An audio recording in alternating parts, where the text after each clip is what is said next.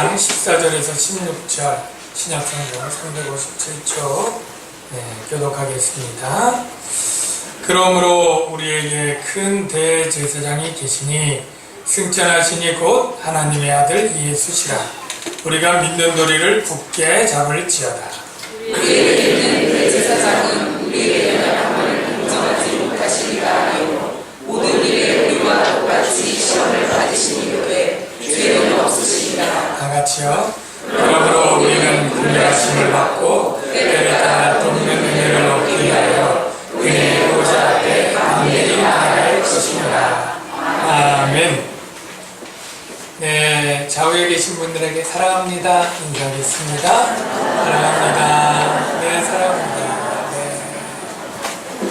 네. 오늘들은 표정들이 굉장히 밝게 인사를 잘 해주시네요. 네, 좋습니다. 히브리서는 어떤 사람들에게 쓰는 편지냐면 믿을까 말까 해서 그냥 믿지 말아야지 하는 유혹에 많이 넘어가 있는 대상들을 향해서 쓰고 있는 것입니다. 그래서 주 60년대 후반에 기독교로 개정했던 유대교인들이, 유대인이고 유대교인들이 기독교로 개정했다가 뭐가 있어요?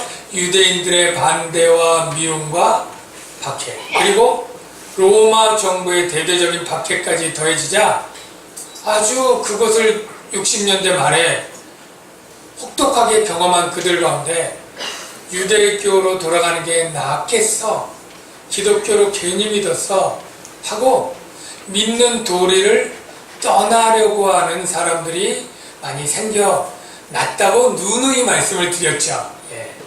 여러분 다 아실 줄로 믿습니다. 오늘 처음 오신 분들만 또 새로 듣는데 이게 굉장히 중요해요. 그래서 히브리서 기자는 무슨 말이냐, 우리 14절에 있는 것처럼 우리가 믿는 도리를 굳게 잡을지어다 이렇게 얘기를 합니다. 사랑하는 남양주광역교회 성도 여러분, 혹 여러분들 가운데 이런저런 사정 때문에 괜히 믿었어, 믿어봤자 별것 없어, 안 믿을까봐, 교회 끊을까봐 하는 마음이 조금이라도 있는 분들이 있다면 오늘 성경이 말씀하시는 대로 믿는 도리를 굳게 잡으시기를 주의 이름으로 축원합니다. 믿는 도리의 내용이 무엇인가? 우리가 믿는 도리의 핵심 내용은 무엇입니까? 복음이라고 말할 수 있죠. 복음은 무엇입니까? 하나님의 아들 예수가 이 땅에 구원자로 오셨다는 사실, 그래서 죄인들의 죄를 대신 속죄하시고 죽고 부활하셨다는 사실, 그래서 우리 죄인들이 예수님의 대속의 죽음 때문에 죽지 않고 죄사함 받고 하늘나라에 값없이 은혜로 들어가게 되었다는 이 사실이 복음의 핵심 내용입니다.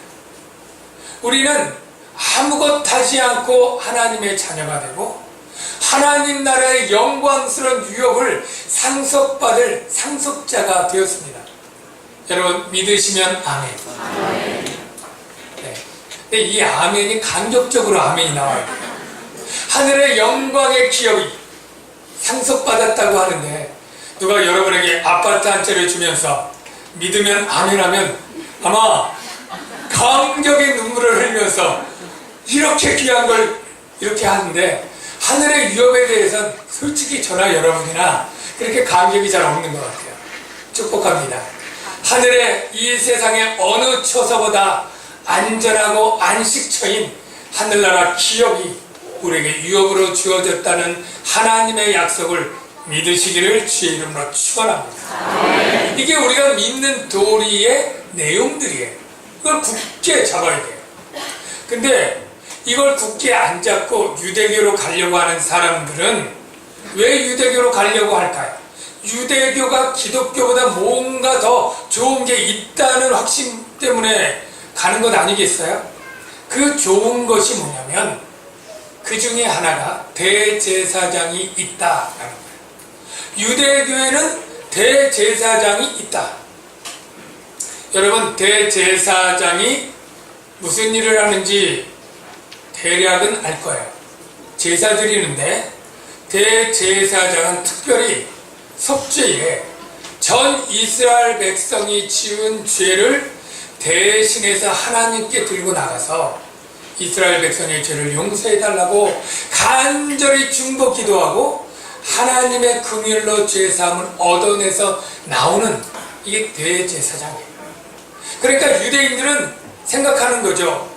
아, 내가 유대교 믿었을 때 매년 1년에 한 번씩 우리 유대교회는 대제사장이 있어서 내 죄를 지고 속죄일 날 들어가서 성전에 가서 내 죄를 위해서 중보하고 내 죄를 사하고 나오는 그 일을 하는데, 이 기독교회는 뭐 그런 것이 없고 뭐 밋밋하고 수십 년 믿어도 뭐 그런 게 없는 것 같아요. 대제사장이 있는 유대교가 좋았어, 이렇게 돌아가려는 사람들이 있다는 거예요. 그때 히브리서 기자가 하는 말인즉 무슨 말이냐? 기독교에 대제사장이 없다고? 훨씬 더 큰 대제사장이 있다. 바로 하나님의 아들 승천하신 예수 그리스도가 더 큰, 대자는 원래 큰 대자인데 그 대제사장들보다 더 위대하고 큰 대제사장이 우리 기독교에 있다. 유대교의 대제사장으로 인해서 유대교로 돌아가는 것은 천부당 만부당하고 어리석은 일이니까 기독교의 믿는 노래를 굳게 잡아라 라고 오늘 이야기를 하고 있는 거예요. 사랑하는 성도 여러분, 대제사장이 우리에게 있다는 사실은 아주 기쁘고 좋은 소식, 여러분 맞습니까? 네. 별로 그렇게 생각하지 않는 분들도 있어 보여요. 저도 그랬던 때가 있으니까요. 대제사장이 있는 게 나에게 뭐가 유익할까? 이렇게 생각을 해요. 그런데 여러분이 만약에 어떤 실수로 과실이든 뭐든 치명적인 죄를 지었어요. 그래서 체포당해서 법정에 끌려갔습니다.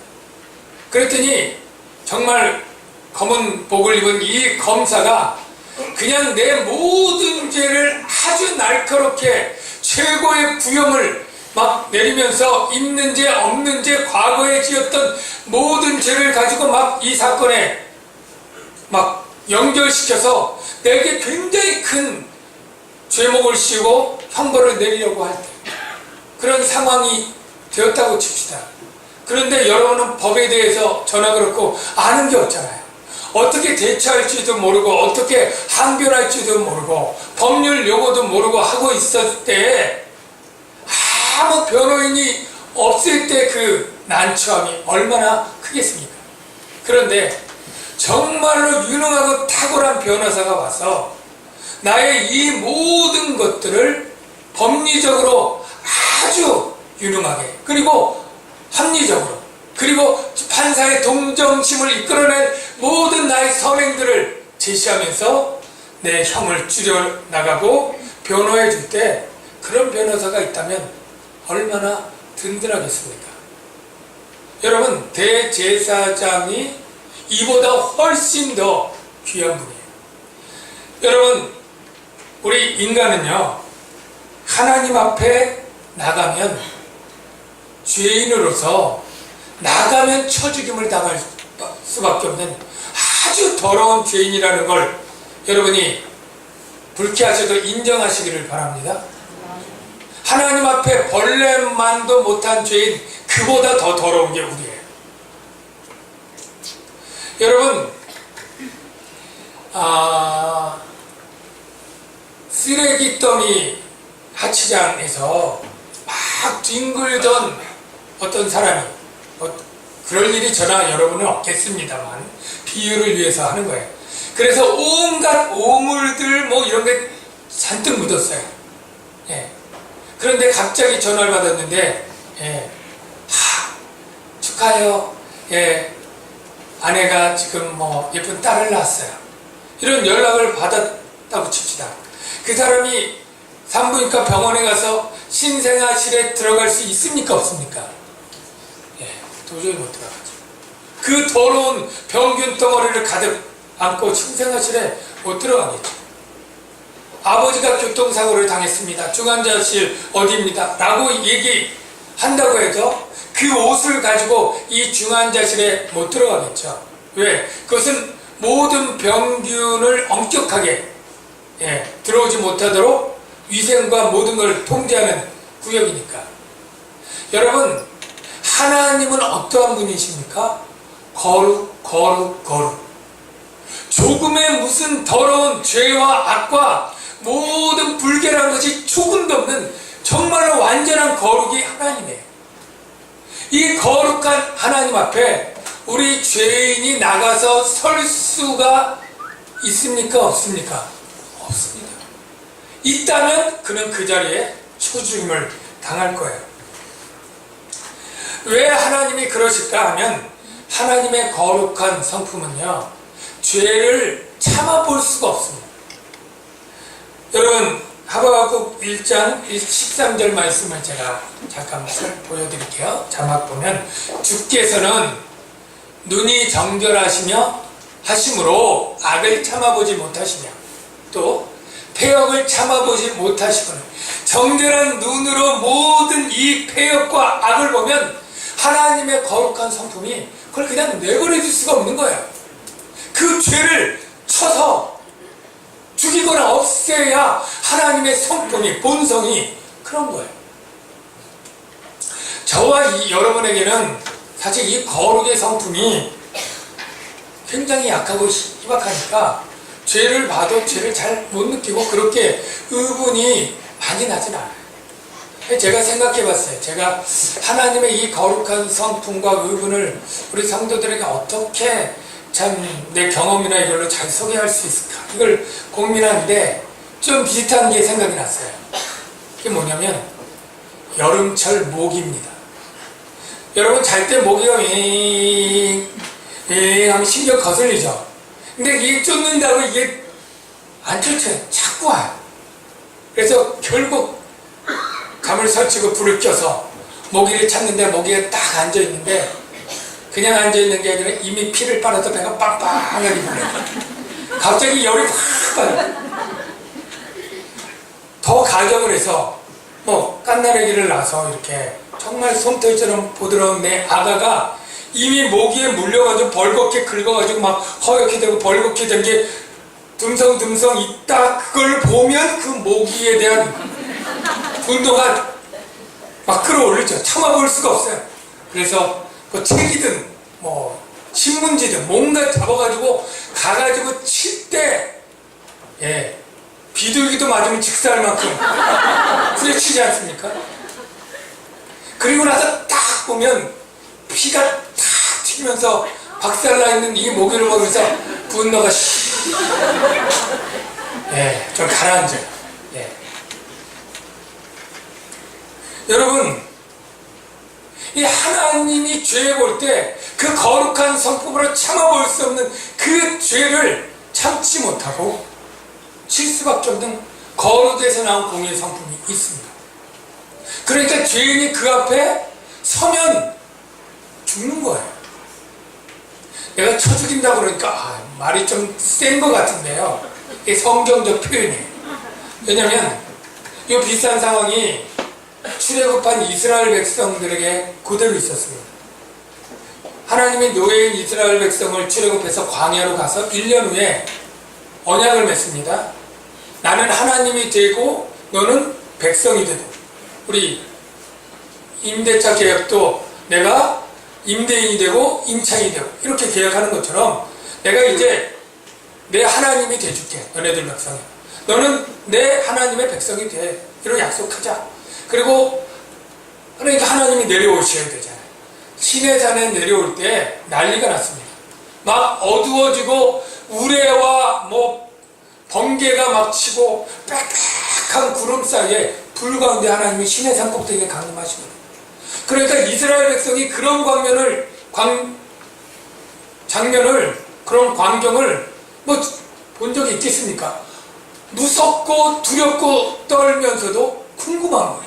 그러니까 그 시내산에 막 기어 올라서 하나님을 보고 싶어 하는 마음이 있잖아요. 보니까 하나님이 내려와서 모세를 불러서 뭐라고 얘기하냐면, 저들 경계선에 넘어오지 못하도록 단단히 경고해라. 저들이 넘어오면 내가 저들을 쳐서 많이 죽일 것이다. 딱 이렇게 얘기를 합니다. 그걸 확인해 보겠습니다. 출애굽기 19장 21절. 자, 여호와께서 모세에게 이르시되 내려가서 백성을 경고하라. 백성이 밀고 들어와 나 여호와께로 와서 보려고 하다가 많이 죽을까 하노라. 죽는다는 거죠. 여호와께서 그에게 이르시되 가라. 너는 내려가서 아론과 함께 올라오고, 아론은 대제사장이 될 사람이니까 아론만 올라오고 제사장들도 못 들어옵니다. 제사장들 백성들에게는 경계를 넘어서 그 다음 나 여호와께로 올라오지 못하게 하라. 내가 그들을 어떻게 해요? 칠까 하노라. 그러니까 쳐 죽이는 거죠. 쳐서 죽게. 여러분, 이렇게 우리 인간은요, 하나님 앞에 설 수 없는 죄인의 신분입니다. 여러분, 여러분들이 죄인이라는 것을 여러분 인정하십니까? 인정 확실하게 하셔야 됩니다. 예. 대충 기분 나쁜 듯이 인정해서는 안 됩니다. 여러분, 하나님 앞에 겸손한 것은 내가 철저히 죄인이다라는 걸 인정하는 사람이 겸손한 사람이고 그에게 구원이 있습니다. 여러분, 우리는요, 사실 성경이 말하면 나기 전부터 죄인의 DNA를 가지고 태아 속에서부터 죄인이고요. 어려서부터 그 계획하고 생각하는 것이 항상 악할 뿐이다. 이게 성경의 선언이에요. 저와 여러분들이 사실은 뭐 선한 부분도 있지만 우리가 얼마나 거짓된 마음이 우리 안에 있어서 조금씩 내게 유리한 대로 바꿔서 변명하고 합리화하고, 겉으로는 선이지만 속에는 음흉하고 나쁜 의도가 있었던 그런 일이 있습니까? 없습니까? 있잖아요. 나도 나를 속여. 자꾸 내가 악한 의도를 한 다음에 자꾸 내가 합리하고 변명하면 나도 나를 속이는 거야. 그리고 내가 옳은 줄 아는, 이게 우리의 실존이고 본질입니다. 그런데 우리가 14절 전에 배웠던 말씀이 뭐냐면, 결산하시는 하나님이 나타나는데 그 하나님 앞에 말씀을 통해서 뭐라 그래요? 우리의 생각과 뜻과 모든 것이, 마음의 생각과 뜻이 판단하시는데 발가벗은 것처럼 드러난다. 그 말씀 우리 지난주에 배웠죠.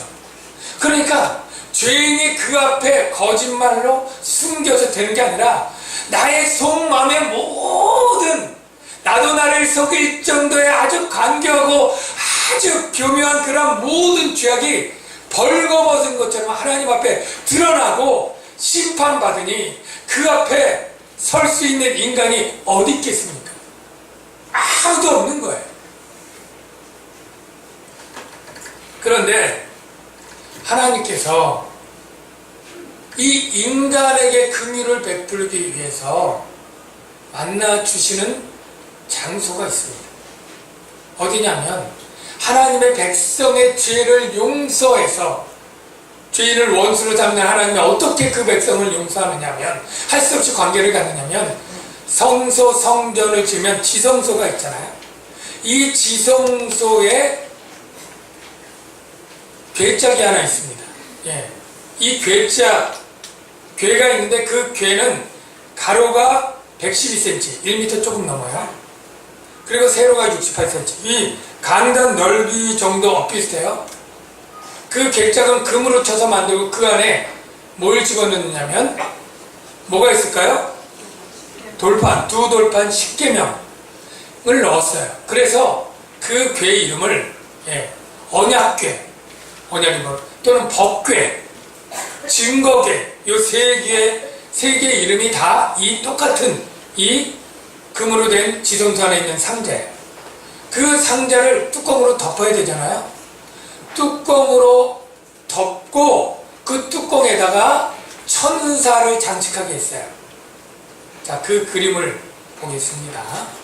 사진 보여주세요. 네, 잘 보이시죠? 사각형의 괴짝, 금으로 만든 괴짝 위에 저 위에 이렇게 하고 있는 게 저 독수리가 아닙니다. 예, 천사예요. 그룹이 우리말로 그룹이 아니라 히브리어로 그룹이라고 하는 단어가 있는데 그게 바로 천사를 지칭하는 하나님의 천사고, 거기 안에 이렇게 된 그 자리가 하나님이 임재하겠다고 약속한 거예요. 하나님이 임재하겠다고.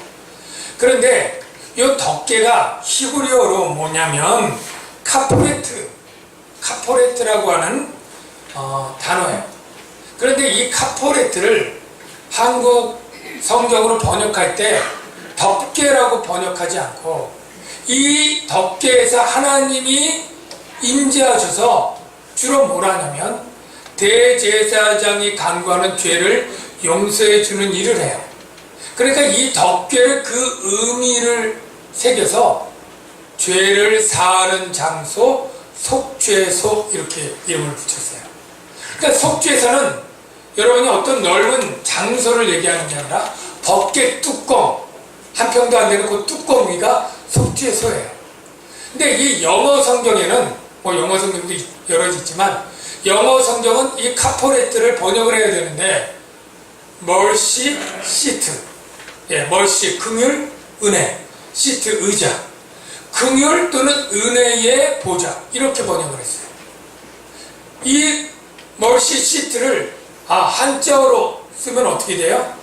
은혜를 베푸는, 베풀시 은혜은 보좌, 의자. 그래서 시은좌. 그래서 여러분이 덮개 뚜껑이 속죄소, 멀시 시트요, 시은좌 다 같은 곳입니다. 이해가 되시면 아멘. 그래서 하나님이 전 지구상에, 하나님은 온 우주에 충만하지만 하나님이 전 지구상에 죄인된 인간을 만날 수 있는 곳은 단 하나, 어디? 속죄소니. 전 세계 어디에도 아니고 오직 하나님의 성전이 있는 이스라엘, 그 지성소의 이 덮개 뚜껑 위, 여기가 하나님이 공식적으로 만나겠다고 약속한 곳입니다. 그 말씀을 한번 확인해 보겠습니다. 출애굽기 25장 21절 22절 말씀이고요. 한번 같이 읽어보겠습니다. 시작. 속죄소를 궤 위에 얹고 내가 줄 증거판을 궤 위에 넣으라. 거기서 내가 너와 만나고 속죄소 위 곧 증거궤 위에 있는 두 그룹 사이에서 내가 이스라엘 자손을 위하여 그 다음에 내게 명령할 모든 일을 내게 이르리라. 자, 그렇죠. 성경도 이 덮개 위에 속죄소가 있고 거기서 하나님이 만나겠다 약속을 합니다. 그런데 거기서 하나님 만나주니까 이스라엘 백성 아무나 거기 만나러 갈 수 있어요, 없어요? 가면 죽습니다. 제사장이, 난 제사장이니까 거기서 하나님 만나야지, 들어가면, 만나면 살아야 죽어요. 죽습니다. 대제사장, 나 대제사장이야. 그러니까 난 들어가면 될 거야. 그리고 아무나 아무 때나 들어가면 살아야 죽어요. 죽습니다. 하나님이 대제사장 한 명만 들어오는데 그것도 정해진 날이 있어요.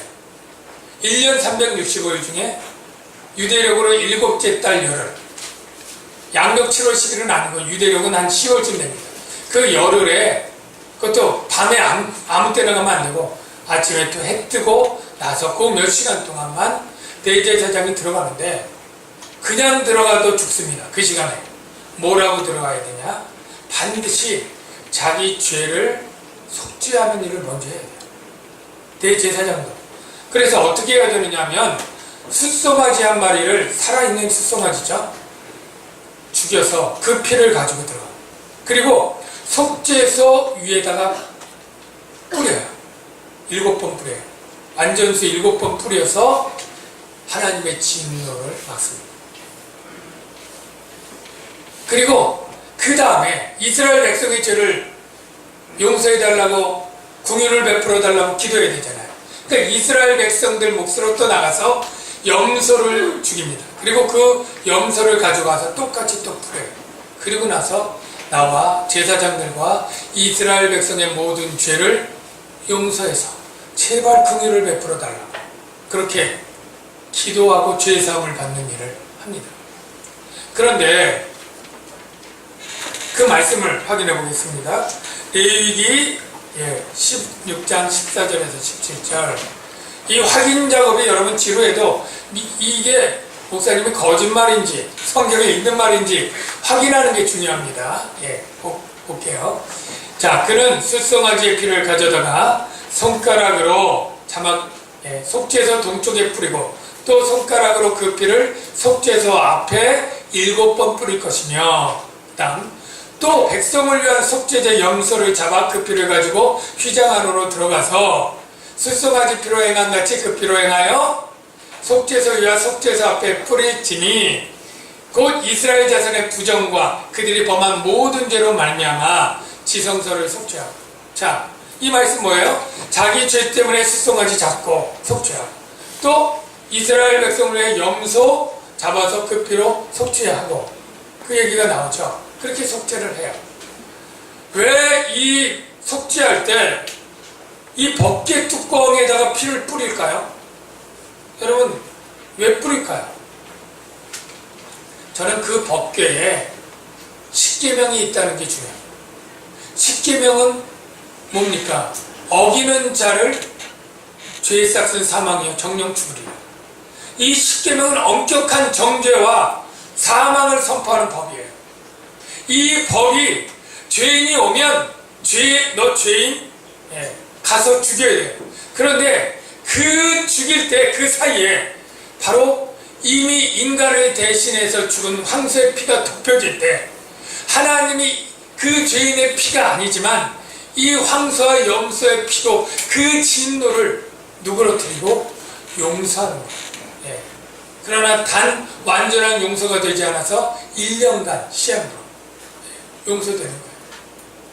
그래서 이 제사장은 하나님의 지성소에 들어갈 때 담대하게 절대 나가지 못합니다. 은혜의 보좌 앞에 담대히 나아갈지니라. 이건 신약교회 성도고 제사장도 구약 때 담대히 못 나가요. 두려워 떨면서 나갑니다. 잘못해서 속죄가 안 되면 나는 그 앞에 즉사하니까. 그래서 대제사장은 다 밑에다 석류 방울들을 옷에 매달라서 일할 때 딸랑딸랑 소리가 납니다. 그러다 잘못해서 죽으면 밧줄을 원래 들어갈 때 발목에다 밧줄, 동아줄을 저 지성소 밖에다 매서 들어갑니다. 그래서 딸랑딸랑 소리가 안 나고 부정으로 죽으면 지성소에 들어갈 수 있는 사람이 아무도 없잖아요. 단 한 명 죽었으니까 밖에서 밧줄로 끌어내도록 밧줄을 묶고 들어갔어요. 죽음을 각오하고 들어간 겁니다. 담대하게 절대 그렇게 못 들어가죠. 사랑하는 성도 여러분, 그렇게 구약시대엔 대제사장도 두려워 떨면서 하나님의 임재 은혜 보좌 앞에 나갈 때는 두려움과 떨림으로 나아갔지만 예수 그리스도가 이 땅에 오셨습니다. 그분이 십자가에 흘린 그 보혈로 우리의 대제사장이 되었고 자신이 친히 화목제물이 되어 주셨습니다. 그리고 그곳에 들어가서 우리의 죄인들을 위하여 중보하며 기도하는 거예요. 예수님이 십자가에 죽은 후에 성전에 들어간 일은 없습니다. 바로 부활해서 하늘에 올라가셨죠. 그런데 그것은 무엇입니까? 참다운 지성소고 참다운 하나님이 계신 보좌 하늘로 바로 올라간 거예요. 그러니까 이 지성소가 하늘의 모형으로서 거기 속죄소에서 한 인간 대제사장들보다 예수 대제사장은 하늘 성소에서 하나님을 직접 뵙고 얘기하니 얼마나 더 위대하고 얼마나 더 확실하고 얼마나 그 피는 속죄의 효력이 단번에 영원한 그 피를 자기 피를 가지고 갔으니 얼마나 더 크고 위대한 대제사장입니까?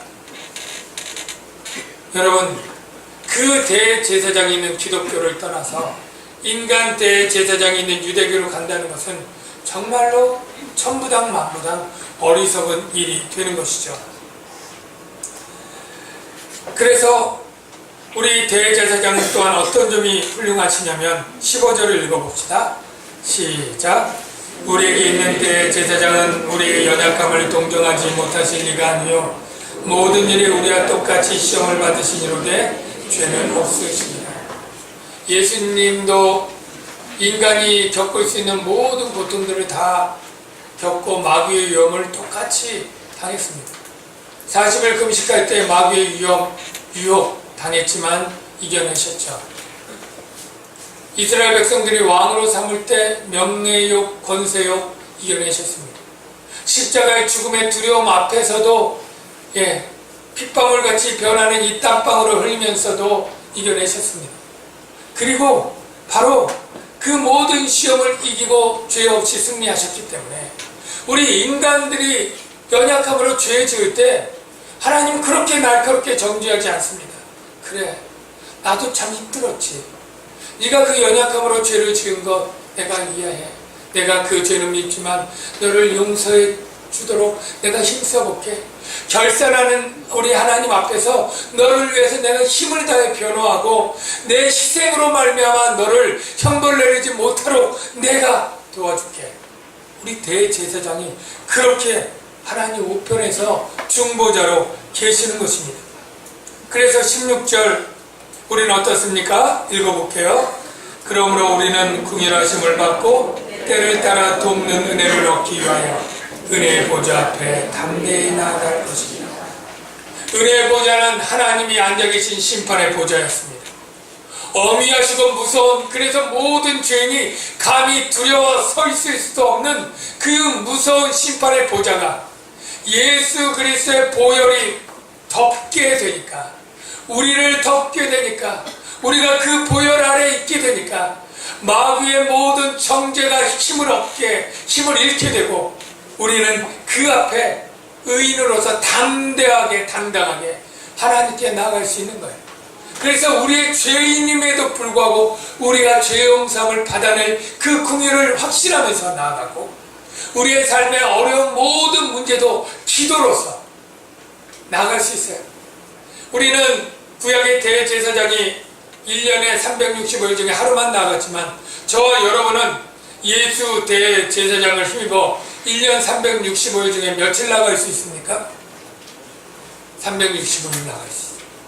낮과 밤 어느 시간에 어느 장소에든 광야에서든 빈들에서든 해안가에서든 안방에서든 화장실에서든 주여 하면 하나님의 의제 은혜의 보호자의 문이 열리고 그 길이 열리고 여러분의 기도가 상달되고 여러분이 회개하는 모든 죄가 사함을 받게 되는 그 은혜가 열린 것입니다. 어떻게 해요? 예수 그리스도의 보혈 때문에. 저와 여러분 대제사장 되신 예수 그리스도의 보혈의 능력, 그 안에 있는 이 은혜를 잊지 마시고 그 감사를 잊어버리지 마시고 결코 믿음이 흔들리는 일도 없으시고 주의 이름으로 축원합니다. 이 시간에 같이 좀 부르고 은혜 받을 찬양이 있는데요. 그 찬양은 6월절 어린 양의 피로라는 책이에요. 6월절 어린 양의 피로 나의 삶의 문이 열렸네. 생명이 열렸다는 거예요. 저 어둠의 권세는 힘이 없네. 주 보혈의 능력이.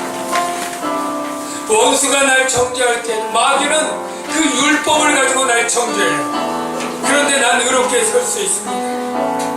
나는 주 보혈 아래 있을 때 더 이상 정죄함이 없네. 얼마나 설교 말씀에 맞는 은혜로운 말씀인지 몰라요. 우리 이 찬양 배우기도 하면서 같이 부르면 좋겠습니다.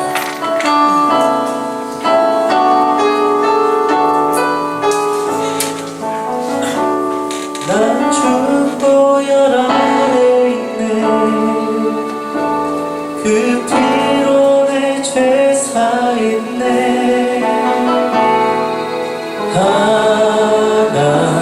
하나님의 그 날 거룩해 하시었네. 난 주 보혈 아래 있네. 난 원수의 어떠한 공격에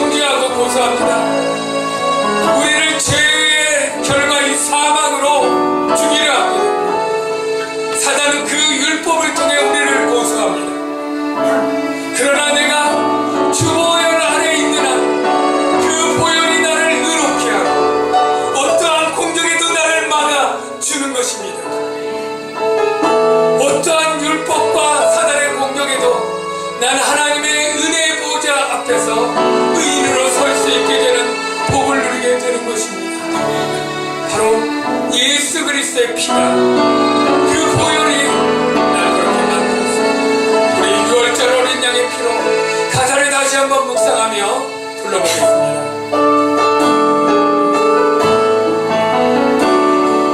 6월절 어린 양의 피로 나의 삶의 문이 열렸네. 저 어둠의 권세는 힘이 없네. 주 보혈의 능력으로 원수